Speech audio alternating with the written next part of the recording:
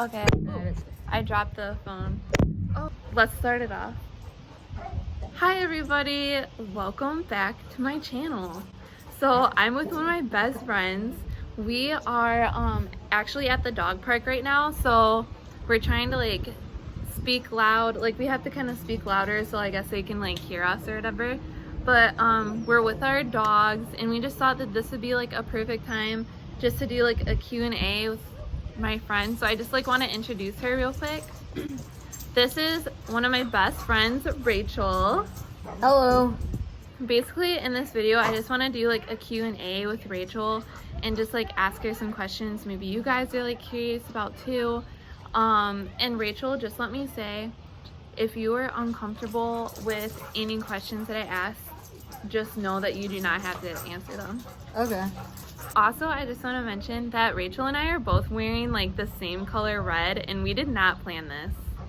And she's wearing my school right here. And, we did not plan this at all. Sorry, I'm all out of I'm trying to watch the dogs and then watch the video at the same time.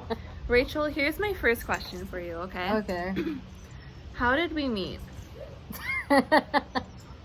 Well, I met you at youth group when you were in high school. But I'm pretty sure I met you before that, I just didn't know. Yeah. We met sometime in high school, right? Mm-hmm. Can you believe now we're almost we're seniors in college? I'm not a senior, I'm graduating. So I guess my first question for you is, were you, and I know this answer, but were you always blind, or did you lose your sight? How did that work? So I was born with an eye condition that was called cone rod dystrophy. At least that's what they first thought it was. It wasn't. Which cone rod dystrophy basically means you're colorblind and photophobic, so you're light sensitive. And so I've been colorblind and light sensitive my whole life.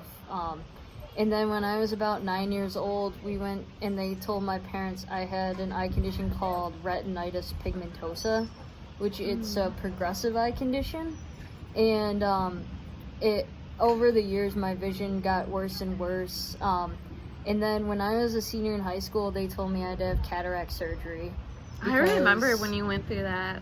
Yeah, it was kind of weird and scary because I'd never had surgery before. So I did that, and when I did that, I developed a condition called optic nerve drusen, and they're calcium particles that come off of your optic nerve and go into your retina, and they cloud it up. And so, So the surgery caused you to do that? Yeah, it took away the cataract that was kind of holding all that in place. So that's bad? They messed up? No, not necessarily. They told us before I got the surgery that they didn't know exactly what would happen. But we just took a chance on it. But slowly after that, I lost my vision completely. And it went from not seeing people to just light, and then now I just don't see light or anything. So okay, can I just say something? Sure. I'm gonna say this more for the people out there watching this video. One question. Sure. Or one comment. Yeah. I only lost my vision 5 years ago. So it's new. Yeah. Let me just tell you guys this. Racheal here is an inspiration to me, and this is why I wanted to make this video. It's because she lives all by herself. She's about to graduate college. She goes grocery shopping by herself, pays for everything. She goes out to Kalamazoo where her college is at and travels there by herself. She is so independent and doesn't let her disability stop her from doing things. And that is you are such an inspiration to me, because there are so many things that you're doing that I haven't even done in my own life yet. Live on my own and just things like that. It's just amazing to me that you're accomplishing everything that you're doing. Thank you. Seriously. I'm just being a human. Okay, here's my next question. Mm-hmm. What's the What is the hardest thing about being blind?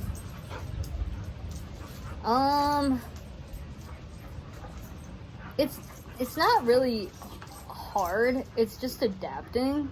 But I would say for me, the hardest part is like traveling and learning new places, because I have a guide dog, and even when I had a cane, it's still hard to get around, especially if you don't know what your environment is. Okay, if you had to give a tip for people out there that are losing their sight or are like going through the same thing as you or that are blind, what are your tips that you would give them?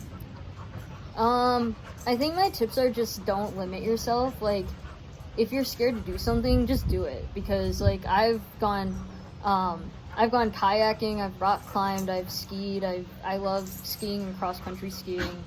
I hang out with friends like a normal college person would. I just whatever you want to do it, and know that there might be some limitations, but you can adapt anything except for driving and flying a plane. Tell me about Glory, like just about how you knew you wanted a leader dog and like what you had to do to like get her, and like give me more information about that. So there's a whole big application process you have to go through to get a guide dog, and I had kind of prepared to get a guide dog. I've wanted a guide dog. I thought it was since I was 15. My mom told me it was since I was 12 and I first learned about them. And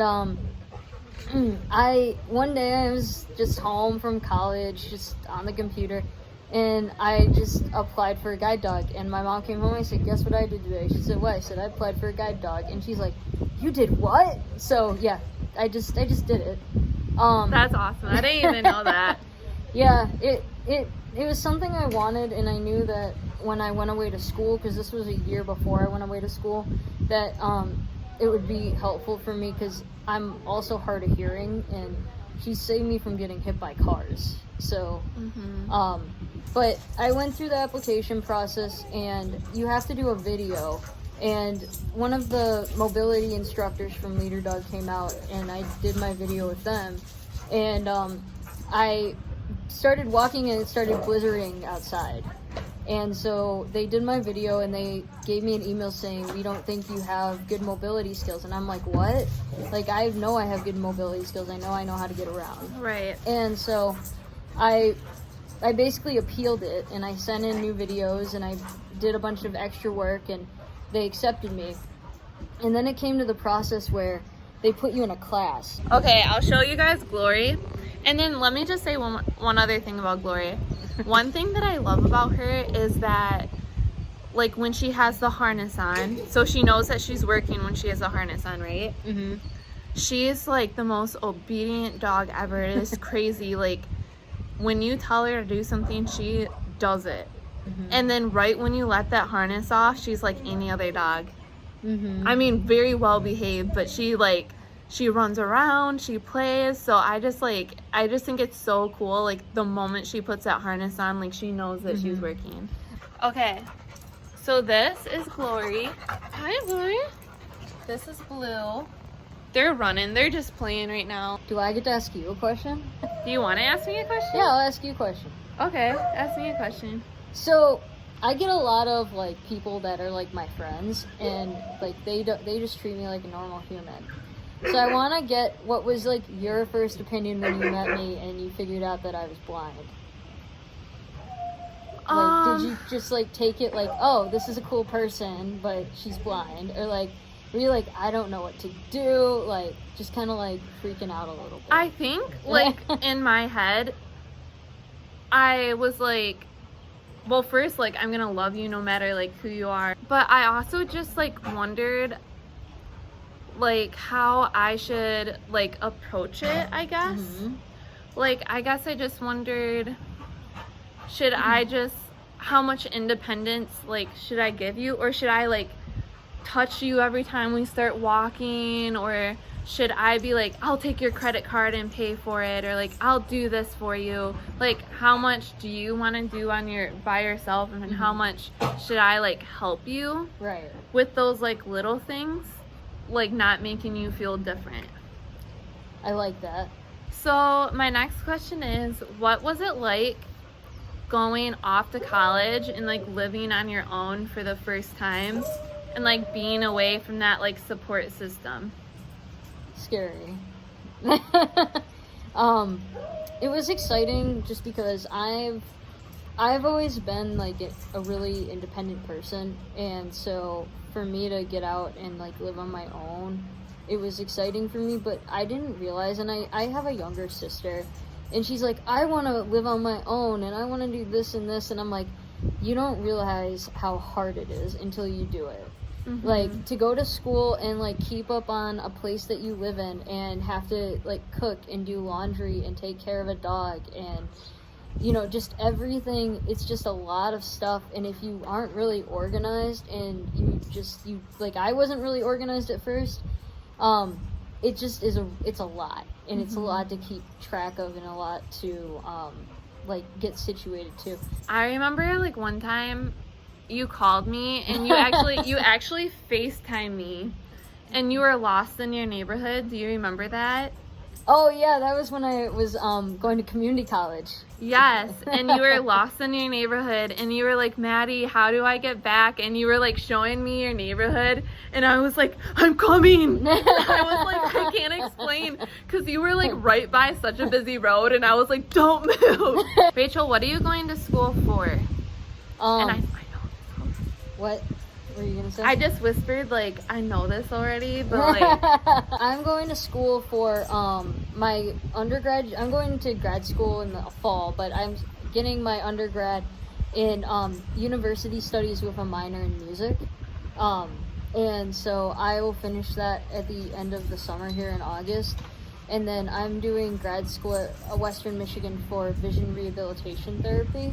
Do you think the world today needs to be like have more things in Braille, or like have more things that are like user friendly for people that are blind? Because I'm gonna be honest, I think you're the only person I know that's blind, but also like you're still like a person, and there's still people out there that are like going through all this. Like, should the world be more adaptable to things for you? So the United States passed the Americans with Disabilities Act in 1990, and that helped with a lot of the Braille signs and some of the things that blind people use today. But we're still working on laws that will make it more accessible for people that are blind. Like, one of the things we have problems with, and if you don't read Braille, like there's only 7% of the blind population that reads Braille. Really? Yeah. Because of the way that like technology? Yeah.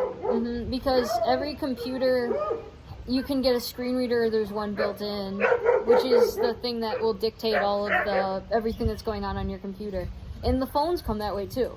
And so people just rely on that, and with the internet being so accessible to everybody, they can just look up menus and they can look up things, and that's good. But Braille is really something you need to know, because it's on signs and elevators, and you at least have to know the basics. But the laws we're working on right now are a lot to do with web accessibility, because websites don't make it screen reader accessible for the blind. Can I ask like a personal question? Yeah. Is it weird, like, dating? Because you know how, like, okay, like, when you first, like, see, like, a cute guy, you're, like, kind of, like, attracted to them because, like, they're really, like, cute and stuff. So, like, for you, it's more, like, personality, right? I mean, which, like, that's what you should be in a relationship for, but people are just so, caught up on what people look like these days. Like, yes, I agree. I know people are like, oh, he's hot, I'm looking for hot boys, and it's like, I don't really care. Like, yeah, right. I go off of personality, but yeah. I've only dated people that are blind. And so that's the only experience, and I thought that was really important to me when I was younger, because you have that connection, like, you're blind, I'm blind. Oh, we know a lot of the same things. Right. Like, I remember when you were dating one of your exes. Man, Maddie, make it sound like I have a lot of them. Well, like, I remember you guys, like, would have to take the train to go, like, see each other. Yeah. And I think I, like, take that, I mean, a lot of people do long distance, but it's, like, weird because for you guys, it's not like you can just be like, oh, hey, I'm gonna, like you said, like, come visit you this weekend and, like, hop in my car and I'll be there. It's like you gotta, like, plan out transportation and, like, Right. all that stuff. Well, I mean, when I started playing saxophone, it basically went like this. They came and showed us different instruments when we were like in 5th grade because we were going to the middle school. Mm-hmm. And I chose the saxophone because I played the saxophone and the trumpet, and I couldn't get anything out of the trumpet. Saxophone was the only thing I could get a sound out of. So I played that. And when I started playing, I could see still, so I learned that way. But now I just play completely by ear. Like, a lot of songs, like, if I hear them, I can pick them up and just play them. That's so awesome. So... It makes me jealous. So, my next question is, how do you pick out clothes that match? Like, how do you know? My process is pretty simple. I'm a very casual person. I used to buy when I could see a little more, because when I was colorblind, I could still see different shades. So I would do like light and dark, and I knew like what went together. But my mom always told me blue jean and khaki go with everything. And so I have a bunch of different shirts that I wear, and all of my shorts are khaki, and I have khaki pants, and then I wear blue jeans because they go with everything. There you go. So it's simple. I know a lot of girls that will like label their clothes and what they look like, and I just like simple. Definitely like an inspiration to me, and I just love having you as one of my best friends. So if you have any questions, feel free to comment. Feel free to reach out to me, and I can like send those questions off to Racheal, and we can like get back to you. So thanks, guys.